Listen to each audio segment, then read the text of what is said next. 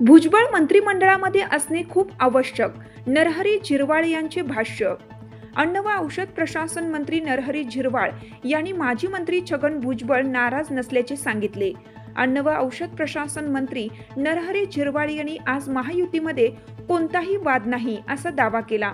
पालकमंत्री पदाबाबत मुख्यमंत्री निर्णय घेतात, ते जो निर्णय घेतील तो आनंदाने स्वीकारू असंही त्यांनी सांगितले. यावेळी त्यांनी माजी मंत्री छगन भुजबळ यांच्या नाराजीविषयी भाष्य केलं.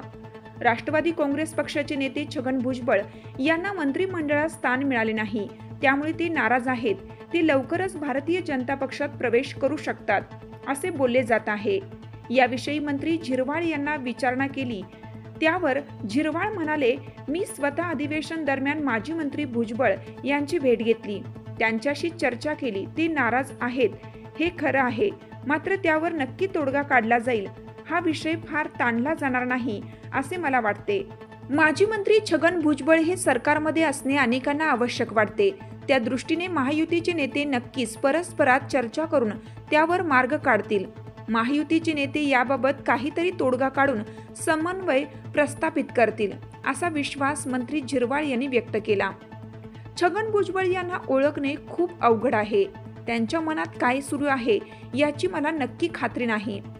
मंत्रीपद मिळाले नाही यापेक्षा त्यांना योग्य वागणूक मिळाली नाही याची त्यांना खंत आहे असेही झिरवाळ म्हणाले.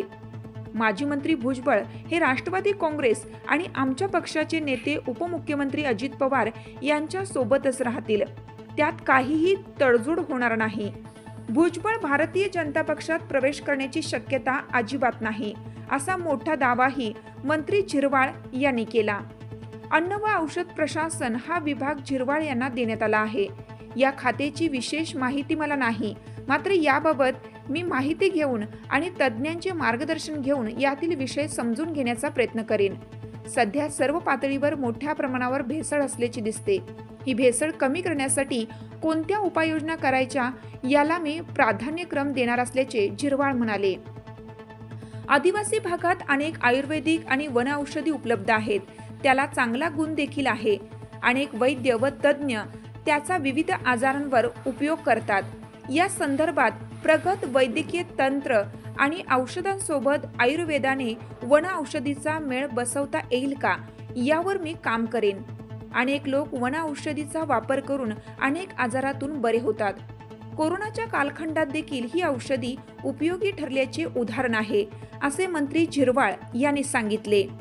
लोकमान्य न्यूजसाठी संचालक लक्ष्मीकांत शिंदे, नाशिक.